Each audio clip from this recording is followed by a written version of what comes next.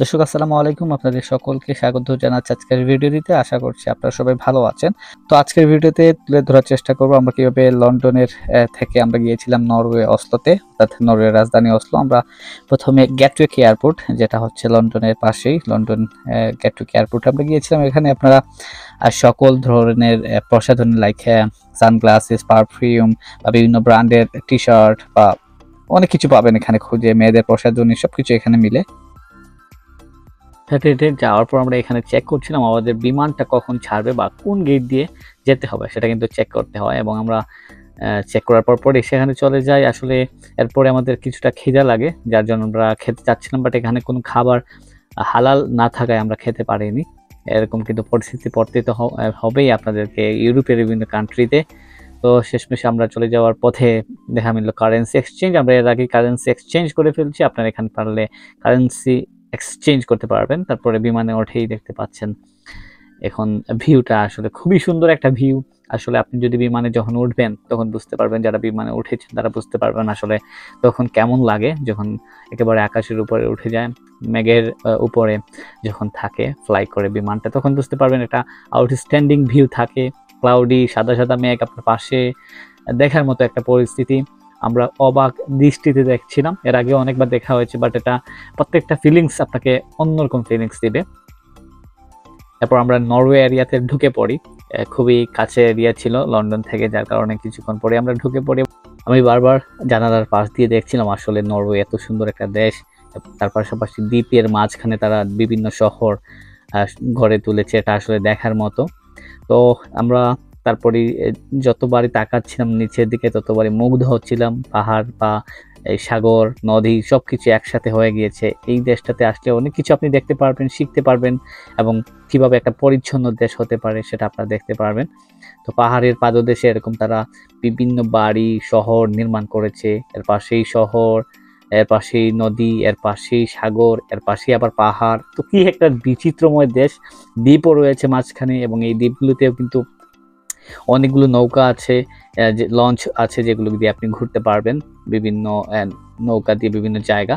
তো আসলে অসাধারণ একটা দেশ, অসাধারণ একটা মুহূর্ত আমরা কাটিয়েছিলাম প্রথম দিন।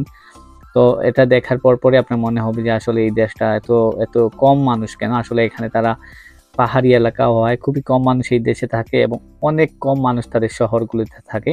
তো পাহাড়ি এলাকা হওয়ায় খুবই সুন্দর একটা ভিউ আমাদেরকে দিয়েছিল। আমরাও দেখেছিলাম, ভিউগুলো দেখে মুগ্ধ হয়েছিলাম। ক্যালেন্ডারের পাতায় বা ছবির পাতায় যেরকম দেখা যায় সেরকমই লাগছিল আমাদের কাছে। আপনি যদি শান্তিপূর্ণ একটা দেশ খুঁজে পেতে চান তাহলে আমি নরওয়েকে বলবো বেস্ট একটা কান্ট্রি। আমরা এরপর পরই ল্যান্ড করে ফেলি অসলোতে, নরওয়ের রাজধানী, এবং সেখান থেকে আমরা ছুটে চলি। এয়ারপোর্ট থেকে অনেকটা দূরে নরওয়ের যে রাজধানী অসলো, কিছুটা দূরে আমরা ট্রেনে করে সেখানে যাই, প্রায় 40-45 মিনিট সেখানে লাগে।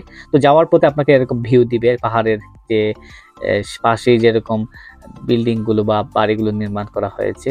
অনেক সুন্দর একটা দেশ, এবং এত সুন্দর একটা ভিউ আসলে দেখার মতো। আপনি গেলে আসলে বুঝতে পারবেন, এবং প্রতিটা জায়গায় তারা এরকম ফ্ল্যাগ আছে তাদের দেশের, যেটা আমি পরিলক্ষিত হয়েছে আমার কাছে।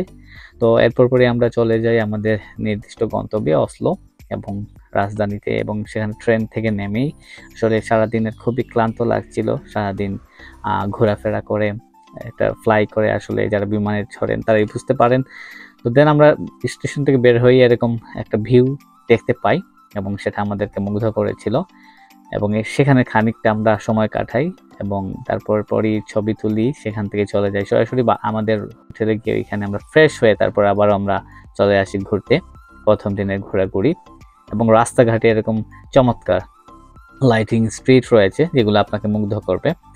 এবং এখানে বলছিলাম আসলে নরওয়ের প্রতিটা রাস্তায়, প্রতিটা জায়গায় তাদের ফ্ল্যাগ রয়েছে, সেটা আসলে আপনাকে তাদের দেশের প্রতি ভালোবাসা, তাদের দেশের সংস্কৃতি, তাদের দেশের সবকিছু তুলে ধরতে চায়, তাদের দেশের ভাষা তুলে ধরতে চায়। প্রত্যেকটা জায়গায় তাদের দেশের ভাষা ইউজ করেছে। বই এবং টেলিফোন এখানে একসাথেই রেখেছে। এটা পুরাতন একটা জায়গা বলতে হবে, পুরাতন একটা ঐতিহ্য এই ইউরোপ কান্ট্রিতে। এরপর পরে আমরা চলে যাই সেখানে নদী পাড়ে।